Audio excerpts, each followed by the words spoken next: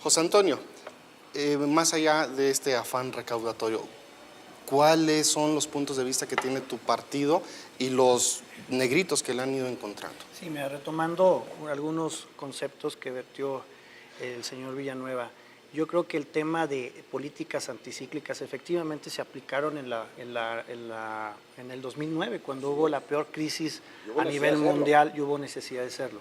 Pero aquí el tema es que el gobierno no nos ha platicado, no nos ha propuesto a los mexicanos en qué se va a gastar y cómo se va a gastar. Tenemos un subejercicio grave, lamentable en este año, que precisamente llega hasta el 50% en secretarías como turismo, 26% en la Secretaría de Agricultura. Yo creo que ahí, si es un gobierno ineficiente para invertir nuestros recursos, los recursos de todos los mexicanos, en programas sociales, en inversiones, yo creo que nos debe de demostrar primero que sabe gastar y a dónde lo va a gastar. Hay una opacidad terrible en este esquema. Durango, los estados, tuvimos un problema, yo creo, grave, puesto que la transición democrática no ha bajado a los estados. Aquí los estados definitivamente no saben cómo gastar, cada vez hay más endeudamiento. Tenemos una propuesta de endeudamiento de 900 millones de pesos aquí en el estado para generar obra, pero yo creo que se debe de demostrar que se puede gastar y que se gasta bien. Los subejercicios son realmente, el gobierno es el motor de la economía muchas de las veces en un país que todavía no alcanza los niveles de inversión extranjera directa o de inversión de los mexicanos que necesitan para un crecimiento sostenible. Yo creo que México, el gobierno mexicano, tiene que demostrar que sabe gastar y gastar bien, no nomás aplicar políticas económicas anticíclicas que sí son benéficas para fomentar la inversión, pero que en esta situación 500,000 millones de pesos, y de los cuales de la reforma tributaria o el paquete fiscal o miscelánea, como se le quiera llamar, van a recaudar nomás 240,000 millones de pesos. Lo demás va a ser deuda, y eso es lo que nosotros nos genera mucha inquietud. Humberto, ¿cómo subsanar esas diferencias Sí, de yo economía? no podría estar más de acuerdo, y siempre he sido un crítico de todos los gobiernos del partido que sean, si no hay una rigurosa rendición de cuentas y si no hay una lógica en el gasto. Pero creo que casualmente sí la hay en este caso, no solo en el tema que ya hablamos de la seguridad social universal, del seguro del desempleo, que digamos es la parte social de la reforma, no. Está muy claro este gobierno de que se requiere una gran inversión en infraestructura. La infraestructura tradicionalmente no solamente nos da competitividad, lo vamos a notar muy pronto en la carretera Durango a Mazatlán, que además se inició y fue apoyada en regímenes federales panistas, yo lo tengo que reconocer. Pero lo que quiero decir es que la inversión pública es el gran detonador en nuestros países, y yo diría que también en los desarrollados. En Estados Unidos, sin el programa de Obama en el 2009, no salen adelante y todavía no acaban de salir. Pero indudablemente el gasto anticíclico es fundamental en una economía que se encuentra en una etapa de desaceleración. Ahora bien, el subejercicio que se ha dicho mucho, yo creo que aquí hay tres elementos que hay que reconsiderar. Primero, que no me parece justo que se haga un juicio ya casi definitivo de una administración que apenas está empezando y que tenía 12 años como partido político fuera del ejercicio gubernamental de carácter federal. Entonces, por mucho que querramos, no se tienen los mismos instrumentos. Fox batalló mucho cuando empezó. La economía prácticamente se volvió negativa, aquí todavía no, porque también entendemos la lógica. Era una gran alternancia, una alternancia histórica, y por lo tanto tenía que batallar con los instrumentos presupuestales. Nosotros estuvimos 12 años fuera, regresamos, hay un buen secretario de Hacienda, en mi opinión, pero que claro, los instrumentos los tiene que ir palpando para que no exista ese subejercicio. Ese es un tema. La otra parte del subejercicio no es que no se esté aplicando lo que ya existe, es que no se está recaudando lo que se proyectó.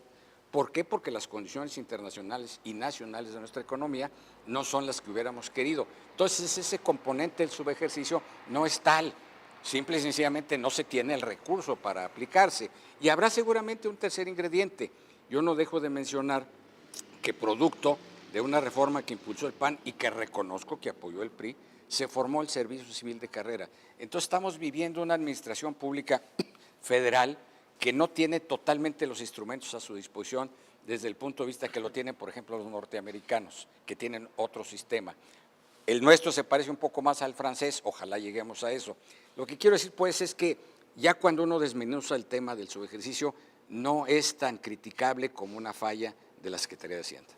Gracias, Humberto. Para concluir, José Antonio, ¿qué podemos esperar ya en la práctica de esta reforma hacendaria?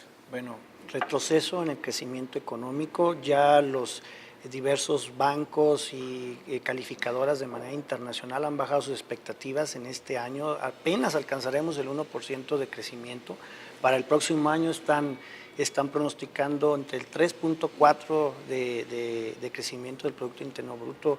Es grave la situación que se está dando, pero precisamente esta reforma hacendaria, repito, miscelánea o paquetazo fiscal, no viene precisamente en el tono que necesitamos. México necesita crecimiento, México necesita empleos bien remunerados y está atentando esta reforma en contra de eso, la creación de empleos. Por poner un ejemplo, quieren quitar la deducibilidad a un 40% de las prestaciones laborales. Los vales de gasolina, los fondos de ahorro tendrán que ser grabados a través de este paquetazo fiscal, por lo cual las empresas lógicamente van a tener que dejar de contratar más gente o bajar sus salarios. Eso es muy preocupante cuando México necesita precisamente una política de crecimiento, de inversión de infraestructura, pero de generación de empleos. Y vemos esto un retroceso grave, precisamente en tono a lo que la política normal o tradicional dicta, precisamente de más inversión, más generación de empleos, más estímulos fiscales a quienes generan los empleos, que son la empresa. Gracias. Humberto, ¿qué podemos esperar ya en la práctica de esta reforma hacendaria? Mira, vamos a esperar en la práctica, por supuesto, un incremento en el nivel de bienestar de muchos mexicanos que se van a ver favorecidos por la política de carácter social. Vamos a esperar efectivamente un crecimiento que se está pronosticando, es cierto, por las agencias internacionales entre 3,5% y 3.9%, que no es malo y que será, espero yo, el principio de una serie de años donde el crecimiento económico se nos vuelva más sostenible. Pero lo que hay de fondo en esta materia es que la política fiscal es una parte de toda la gran teoría que tiene que ver con el crecimiento económico.